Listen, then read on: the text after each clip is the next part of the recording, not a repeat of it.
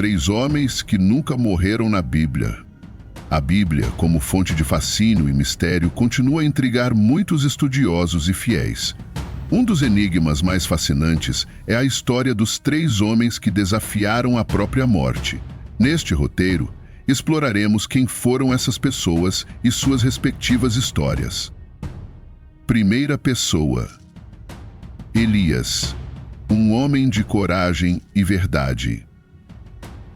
Elias surgiu durante um dos períodos mais sombrios de Israel, quando o rei Onri casou seu filho Acabe com Jezabel. Este casal introduziu em Israel a adoração ao deus Baal. Acabe chegou a construir um templo para Baal em Samaria. Neste contexto de idolatria e paganismo, Elias foi chamado para servir como porta-voz de Deus. Ele recebeu a responsabilidade de lembrar aos israelitas que eram o povo do Senhor. Então anunciou ao rei Acabe: "Tão certo como vive o Senhor, o Deus de Israel, o Deus a quem adoro e sirvo, te garanto que não haverá nem chuva nem orvalho durante vários anos, até eu dizer basta." Antes de continuar o vídeo, pense se essa história está te ensinando algo valioso e fortalecendo sua fé. Imagine quantas vidas podem ser tocadas. Deixe seu like, comente amém e compartilhe essa mensagem após terminar de assistir. Devemos lembrar que Baal era considerado o deus do clima, da vida e da fertilidade. Logo, tal seca representava um desafio direto à suposta capacidade desse deus de controlar as condições do tempo. Após essa profecia, Elias recebeu orientações divinas para se retirar para o Oriente, escondendo-se junto ao ribeiro de Querite. Nesse lugar, Elias foi sustentado milagrosamente. A água vinha do próprio ribeiro, e o pão e carne eram trazidos por corvos. Após o ribeiro secar devido à severa seca, Elias foi instruído a ir até a viúva de Sarepta. Inicialmente, poderia-se imaginar que a viúva que sustentaria o profeta seria uma mulher de posses. Entretanto, o texto bíblico revela a situação precária em que aquela mulher vivia. De forma milagrosa e providencial, Deus multiplicou a reserva de farinha e azeite da viúva até que a chuva voltasse a cair sobre a terra. Ainda no mesmo capítulo, temos o registro da enfermidade que acometeu o filho da viúva e acabou levando-o à morte. A expressão "que tenho eu contigo, homem de Deus", demonstra que aquela mulher associou a visita do profeta Elias com a enfermidade do seu filho. Aquele acontecimento serviria como uma grande prova da identidade de Elias como profeta do Senhor. Elias orou a Deus e o filho da viúva foi restaurado à vida novamente. Durante o período da seca profetizada por Elias, a fome castigou Samaria. Nesse período, Jezabel mandou matar os profetas do Senhor. Acabe culpava Elias pela miséria em Israel, mas o profeta deixou claro que o rei e sua família é que eram os verdadeiros culpados. Eles tinham pecado contra o Senhor, especialmente por causa da idolatria a um falso Deus. Então o profeta Elias convocou todo Israel a comparecer no Monte Carmelo. Naquele lugar, confrontou os profetas de Baal e de Aserá, sustentados por Jezabel. Os 450 profetas de Baal e os 400 profetas de Aserá foram até o monte.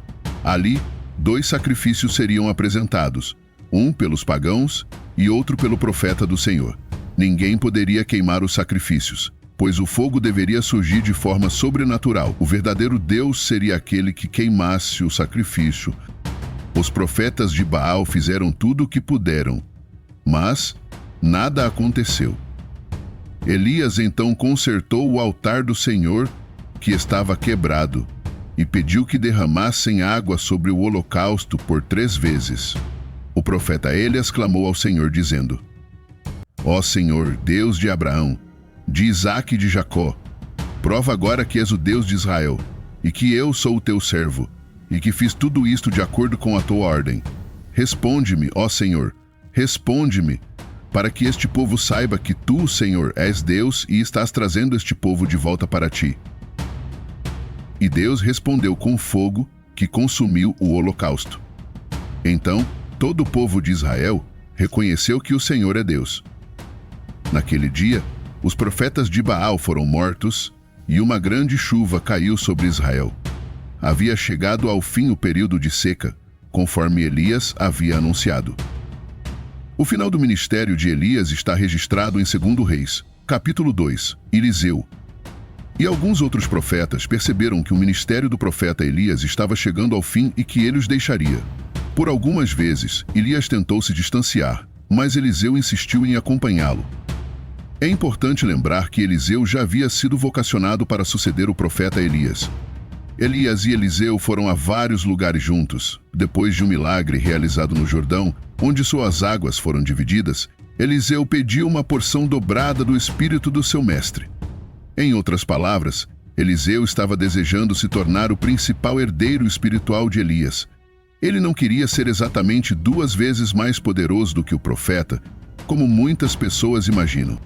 Eliseu fez um pedido muito ousado. Elias lhe respondeu que não cabia a ele, e sim a Deus, decidir se o pedido de Eliseu seria atendido. E assim foram andando e conversando. De repente, um carro de fogo puxado por cavalos de fogo os separou um do outro, e Elias foi levado para o céu num redemoinho. A sequência do texto bíblico nos informa que o pedido de Eliseu foi garantido, tornando-o o profeta sucessor de Elias.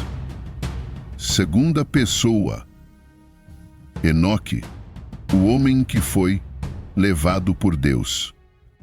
Enoque é um dos personagens mais conhecidos do Antigo Testamento, apesar das poucas referências acerca dele.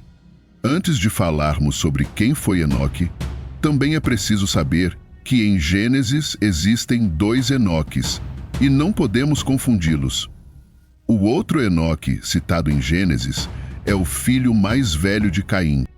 Porém, vamos falar sobre o Enoque, filho de Jared e pai de Matusalém, que tinha um relacionamento profundo com Deus, pois a expressão andou com Deus é aplicada somente a Enoque e Noé. Jared tinha 162 anos quando seu filho Enoque nasceu. Depois disso, Jared viveu mais 800 anos. Ele foi pai de outros filhos e filhas e morreu com 962 anos de idade. Quando Enoque tinha 65 anos, ele se tornou pai de Matusalém. Enoque andou em comunhão habitual com Deus por 300 anos após o nascimento de Matusalém, e teve outros filhos e filhas, falecendo com 365 anos. Enoque era um homem que andava com Deus no meio da decadência moral nos dias que precederam Noé. Foi enviado pelo Senhor para dizer ao povo que eles precisavam se arrepender, advertindo-os antecipadamente sobre o julgamento iminente do Senhor contra eles. Mas Enoque achava que não sabia falar bem e temia que as pessoas não dessem ouvidos a ele. O Senhor prometeu fortalecer e proteger Enoque. Embora algumas pessoas não gostassem do que ele ensinava, a promessa do Senhor deu coragem a Enoque. Ele obedeceu ao Senhor e ensinou o povo com vigor. Ensinou sobre Jesus Cristo, sobre o arrependimento, o batismo e o Espírito Santo. Algumas pessoas acreditaram em Enoque e quiseram seguir ao Senhor. Enoque tinha autoridade de Deus para batizar. Todas as pessoas que acreditavam em Enoque eram batizadas e se achegavam ao Senhor. Ninguém era pobre porque eles cuidavam uns dos outros.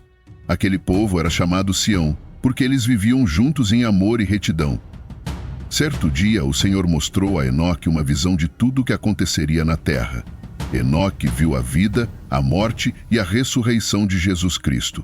Ficou sabendo que nos últimos dias o Evangelho seria restaurado. Ele também viu a segunda vinda de Jesus. Em reverente temor e obediência, Enoque andou com Deus e não foi encontrado entre as pessoas porque Deus o levou para estar com ele em sua casa. O caso de Enoque foi o primeiro arrebatamento documentado, quando Deus simplesmente o levou. Talvez sua comunhão fosse tão intensa que a presença de Deus apenas o envolveu e o levou embora. Foi pela fé que Enoque escapou da morte. Ele foi levado para Deus e ninguém o encontrou, porque Deus mesmo o havia levado. As Escrituras Sagradas dizem que antes disso, ele já havia agradado a Deus, pois antes de ser levado ao céu, ele recebeu o testemunho de que agradou a Deus e lhe deu alegria. Porém, sem fé não é possível agradar a Deus, pois quem dele se aproxima precisa crer que ele existe e que recompensa aqueles que o buscam. Enoque é usado como um exemplo de arrebatamento no Novo Testamento. Um dos propósitos da transladação de Enoque é enfatizar a verdade das Escrituras, que diz que existe uma redenção final para todos nós que colocamos nossa fé no Senhor. Terceira pessoa. Melquisedeque, o homem sem pai, sem mãe, sem genealogia. A história de Melquisedeque é encontrada no Antigo Testamento da Bíblia, no livro de Gênesis, capítulo 14. Ele é apresentado como um misterioso personagem, o rei de Salém e sacerdote do Deus Altíssimo. Durante o tempo de Abrão, que mais seria conhecido como Abraão, houve uma batalha entre reis na região onde ele vivia. Após a vitória de Abraão sobre esses reis, ele retornou com os despojos da batalha e foi abordado por Melquisedeque. Melquisedeque trouxe pão e vinho para Abrão e abençoou em nome do Deus Altíssimo. Em troca, Abrão deu a Melquisedeque 1/10 de tudo o que havia conquistado na batalha. O que torna Melquisedeque ainda mais intrigante é que ele é descrito na Bíblia como sem pai, sem mãe, sem genealogia, sem princípio de dias nem fim de vida. Essa descrição enigmática levou muitos a considerá-lo como uma figura tipológica de Jesus Cristo, o grande sumo sacerdote eterno. Alguns teólogos cristãos acreditam que Melquisedeque teria sido uma aparição do Messias antes de seu nascimento carnal humano. Por esse motivo, Melquisedeque é considerado um personagem que nunca morreu, pois sua história na Bíblia não menciona seu nascimento nem sua morte. Sua existência é apresentada como transcendental, como se ele estivesse além das limitações temporais humanas. Além disso, a ausência de informações sobre o nascimento e a morte de Melquisedeque também levanta questões fascinantes sobre sua natureza e origem. Sua aparição súbita na narrativa bíblica, juntamente com sua posição como rei e sacerdote, sugere uma autoridade e uma linhagem que transcendem as normais estruturas terrenas. A carta aos Hebreus do Novo Testamento faz uma conexão poderosa entre Melquisedeque e Jesus Cristo, destacando como o sacerdócio de Cristo é superior ao sacerdócio levítico. Melquisedeque é apresentado como um tipo ou prenúncio de Cristo, cujo sacerdócio é eterno e não baseado em uma genealogia terrena. Essa associação entre Melquisedeque e Jesus Cristo ressalta a singularidade e a excelência do sacerdócio de Cristo, que transcende as limitações da lei e da mortalidade humana. Ao reconhecer Melquisedeque como uma figura que nunca morreu, a tradição cristã enriquece sua compreensão da obra redentora de Cristo e da sua autoridade suprema como sumo sacerdote e rei dos reis. Portanto, a história de Melquisedeque continua a provocar reflexões teológicas profundas e a inspirar a fé dos crentes, enquanto eles contemplam a extraordinária figura que encontramos nas páginas da Escritura Sagrada. Sua presença na narrativa bíblica é um testemunho da soberania e da transcendência de Deus, cujos planos e propósitos se estendem além das fronteiras do tempo e da compreensão humana. Não esqueça de se inscrever no canal, deixar seu joinha e comentar que história bíblica você gostaria de ver no próximo vídeo. Obrigado por assistir e Deus te abençoe.